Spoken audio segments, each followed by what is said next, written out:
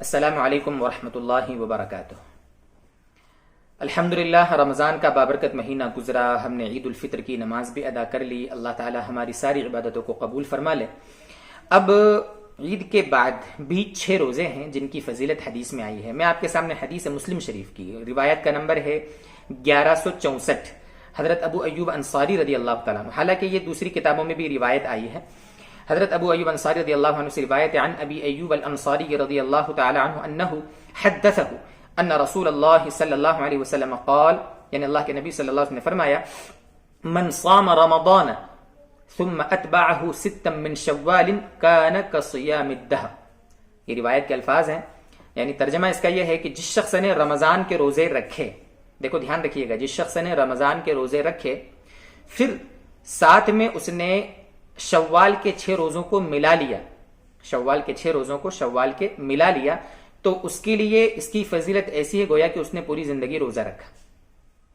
یہاں پر دیکھیے شوال کے 6 روزوں کی فضیلت اس میں سمجھ میں آ رہی، لیکن یہاں قید ہے کہ جس نے رمضان کے روزے رکھے اس کو یہ فضیلت حاصل ہوگی، جس نے رمضان کے روزے رکھے ہی نہیں اس کے لیے یہ فضیلت نہیں ہے۔ یہ تو بڑی بیوقوفی ہے کہ فرض روزے چھوڑ دیے اور مستحب روزوں کے پیچھے انسان پڑے۔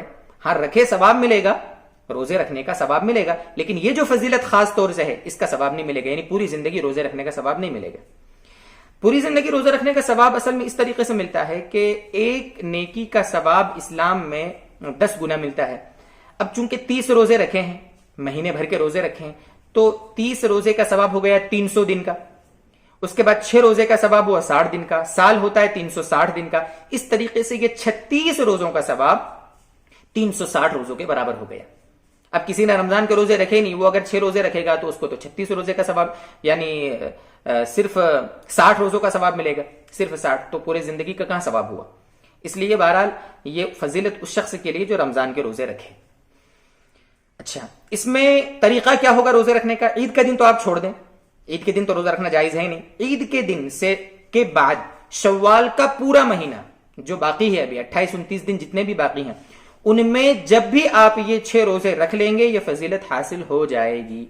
ضروری نہیں کہ عید کے دوسرے ہی دن سے یہ 6 روزے رکھنا ہے، ایسا ضروری نہیں ہے، بلکہ علماء نے لکھا ہے کہ بہتر یہ ہے کہ الگ الگ رکھے، لگاتار رکھے، کوئی 2 شوال 3 شوال 4 شوال اس طریقے سے، تو بھی فضیلت حاصل ہوگی، لیکن بہتر علماء نے لکھا ہے کہ جدا کر کر کے رکھے۔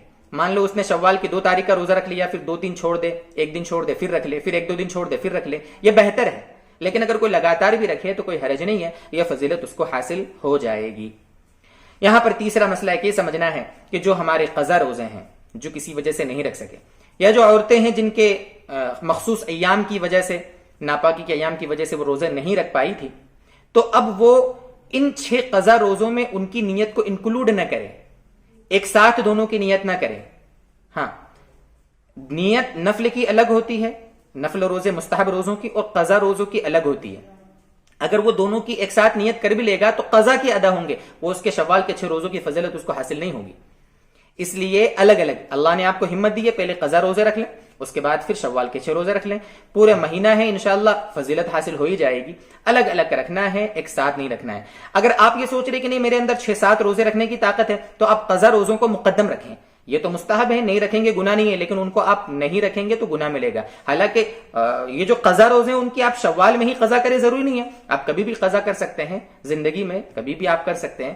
یہ کچھ باتیں تھیں جو شوال کے 6 روزوں کی فضیلت کے بارے میں، اگر اللہ ہم کو ہمت دے، طاقت دے، تو ہمیں یہ روزے رکھ کر بھی فضیلت ہمیں حاصل کرنا چاہیے۔ اللہ تعالی ہمیں سمجھائے، عمل کی توفیق دے۔ وآخر دعوانا ان الحمد للہ رب العالمین۔